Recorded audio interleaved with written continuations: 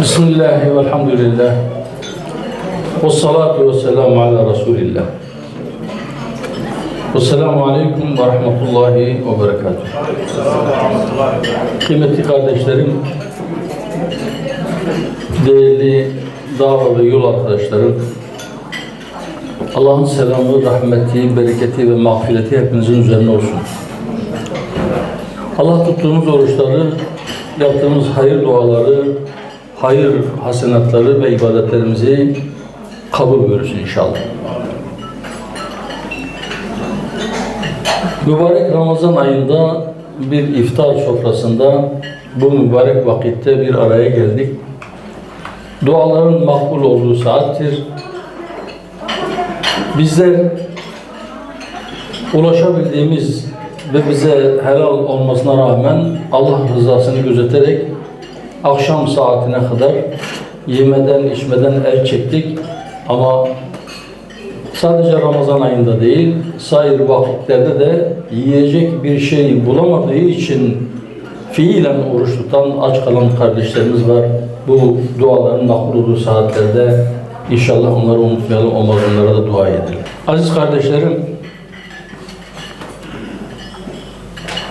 yiyecek bir şey, içecek su, tedavi olacak hastane ve ilaç bulamadığı için çok uzun bir süredir zorluk yaşayan hemen yanı başımızda birkaç yüz kilometre ötede kardeşlerimiz var.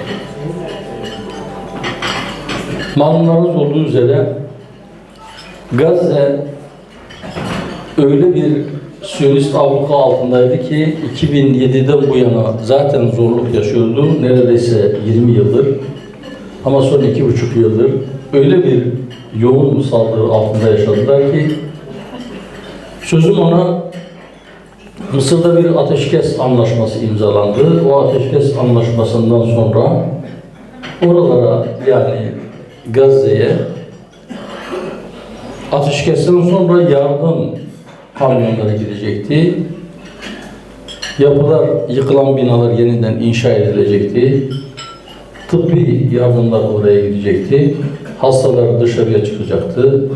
Enkazlar kaldırılacaktı. Fakat bunların hiçbirisini tam anlamıyla Siyonist rejim yerine getiremedi.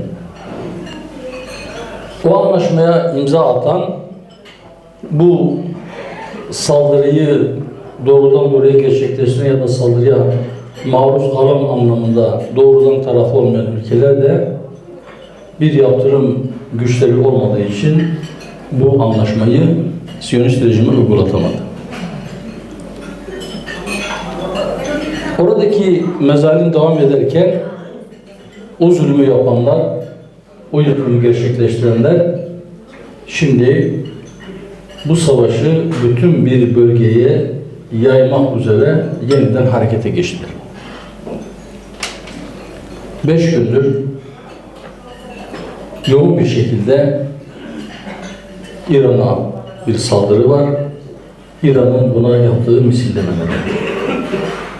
Bu misillemeler kapsamında Körfez ülkelerindeki ABD üslerine atılan füzeler var. Hatta Kıbrıs'taki İngiliz üssüne de bir saldırı gerçekleşti. Ve maalesef eğer bu vahşet durdurulmazsa, bu Siyonist vahşet durdurulmazsa bütün bölgeyi içine alıp yakacağı, kül edeceği, hatta belki küresel çapta adına 3. Dünya Savaşı diyebileceğimiz bir savaşı tetikleme niyeti ve hevesi olduğunu bize gösterdi. Zaten adamların zihniyetinde onların bakış açısına göre şu anda yeryüzündeki insan nüfusu çok fazla. Yeryüzünde sadece onlara hizmet edecek kadar, onların işine yarayacak kadar insan yaşaması gerekiyor. Dolayısıyla bu fazlalığı, yani 7 milyardan fazla insanı ortadan kaldırma, öldürme, yok etme hesapları, planları içerisindeler. Allah onların tutuşturduğu bu savaş ateşini söndürsün ve onların savaş ateşiyle birlikte fitne ateşi tutuşturmaya çalışanlara da fırsat vermesin. Gerçekten bu savaş başladığı andan itibaren biz hep şunu söyledik. Sadece Filistin, sadece Gazze hedefte değil, bütün bölge ülkeleri, özellikle de onların sapık zihniyetine göre arz-ı mev'ud dahilinde olan ülkelerin tamamı tehdit ve saldırı altında olacaklar. O günler yaklaşıyor demiştik.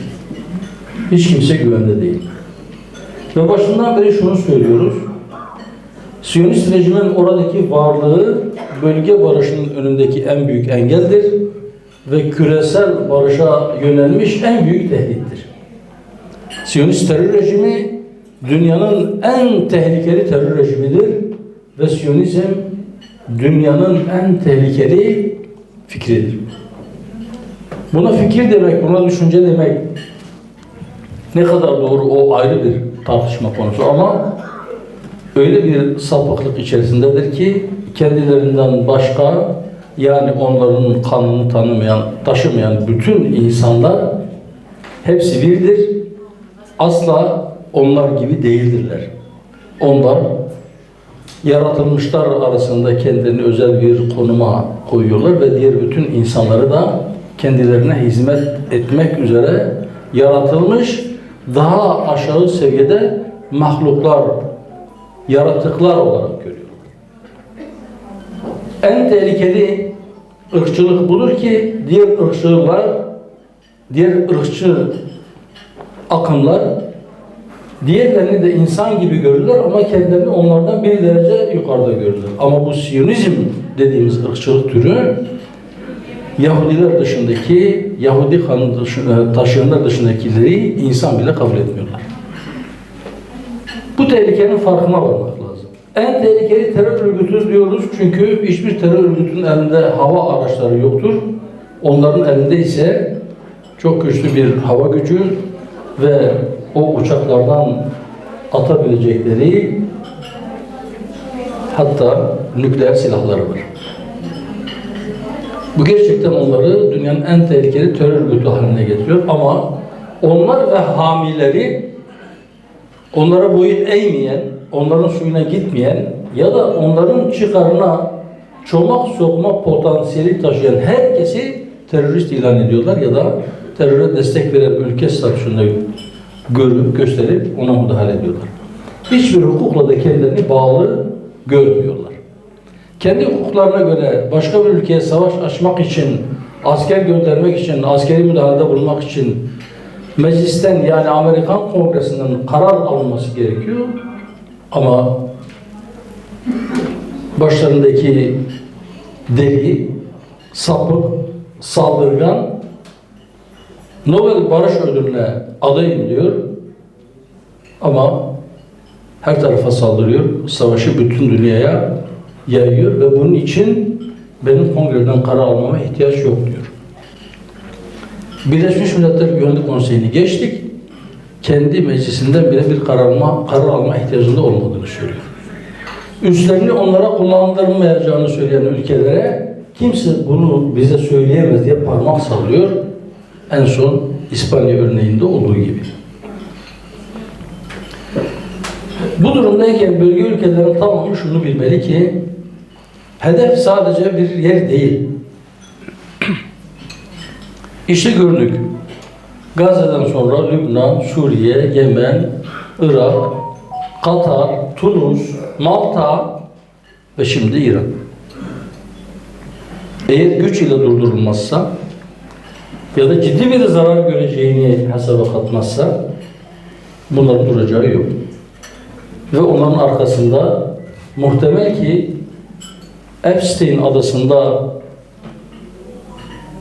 yaptığı melanetler yüzünden şantaj altında olduğu için onlara esir düşmüş bir Amerikan yönetimi. Ve bu yönetim İran'a saldırdığında daha ilk gün bir ilkokula, kızların gittiği bir ilkokula saldırdı. 150'den fazla yaşları 7 ile 11 arasında değişen kız çocuğunu şehit etti. Bu zihniyete sorarsanız sağda solda kız çocuklarını bunlar okula göndermiyorlar diye belki propaganda yapacak. Ama aynı zihniyet okula giden kız çocuklarını bombalamakta bir beis görmüyor. Buna şaşırıyor muyuz? Elbette ki hayır.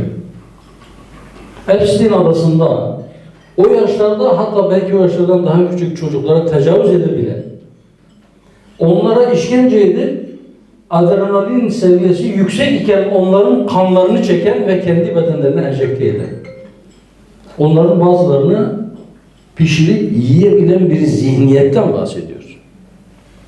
Bunlar çocuk öldürmüş çok mu? Eskiden bir sivil yerleşim yerine bir bomba düşse, o bombanın sahipleri bunu bir kaza olduğunu, bir yanlışlık olduğunu dile getirip özür diliyorlardı. Şimdi bilinçli bir şekilde hedef alıyorlar ve üstelik bu sapkınlıklarını, bu vahşetlerini savunabilecek bir cüret gösteriyor. Çünkü kızaracak bir yüzleri yok.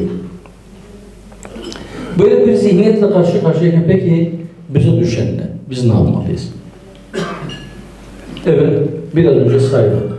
Sırayla birer sağa sola saldırıyorlar. Öyleyse bize düşen, onların bütün bir insanlığa savaş açtıkları bilincinde olarak aramızda etnik kimlik, mezhebi kimlik, hatta dini kimlik farkı gözetmeksizin onların hedefinde olan ve ben insanım, ben insanlıktan istifa etmedim, ben insanlıktan dışarı çıkmadım diyen herkes onların karşısında bir araya gelip güç birliği yapıp el birliğiyle bu küresel vahşeti durdurmak zorundayız.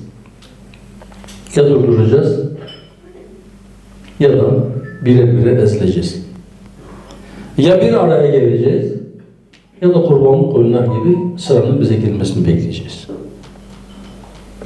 Aslında önümüzde bunlar seçenek olarak durmuyor.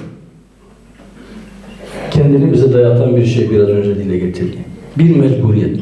Yani bir olma, beraber olma ve onların gözünü korkutacak kadar güç toplama bizim için bir mecburiyet. Şundan emin olun. Onlar daha önce de benzer büyüklükleri tasladılar. Daha önce de benzer vahşetler yaptılar. Daha önce de haddi aştılar. Ve haddi aştıkları zaman Allah-u Teala güçlü kuvvetli kullarını onların üzerine gönderdi. Onların yüzünü kara etti. Onları darmadağın etti. Evlerin arasına kadar girip onları aramaya başladılar. Bulduklarını ya öldürdüler, ya köle yaptılar, ya da sürdüler. Allah'ın vaadi haktır. Allah Celle Celaluhu İsra suresinde buyuruyor ki biz bu birinci cezalandırmadan sonra tekrar sizi mal ve evlatla destekledik, neferlerinizin sayısını artırdık. Yeniden size güç ve imkan verdik. Bundan sonra diyor ikinci azgınlık dönemimiz geldiğinde yine benzer bir şey olacak. Ve şu anda belki birincisinde yaptıklarının ötesine de geçerek ya da geçimi kafalarına koyarak her türlü azgınlığı yapıyorlar. Allah mutlak surette onların bu azgınlığını onların yanına bırakmayacak. Ama bizim duamız şudur. Diyoruz ki ya Rabbi, o zulmü durduran el biz olalım. O mazlumları, onlara el uzatıp o zulmün altından kurtaran el bizim elimiz olsun diye dua ediyoruz. Ve Rabbimden duam, birlik ve beraberliğimizi bir an önce sağlayıp, gücümüzü toplayıp, o zulmü durdurabilmeyi Rabbim yakın zamanda bizlere nasip etsin inşallah. Ben akşam namazı vakti daha olduğu için sözü çok uzatmak istemiyorum. Dua için elinizi açtığınızda bütün kardeşlerimden hasreten istirhamım olur ki mazlumların kurtuluşu için dua ettiğiniz gibi İslam ümmetinin vahdeti için de dua ediniz. Ve burada bütün İslam ümmetine çağrım şudur ki ümmetin vahdeti bütün Müslümanların en üst sıralardaki gündemlerinden birisi olsun. Allah'ın selamı, rahmeti, bereketi hepinizin üzerine olsun.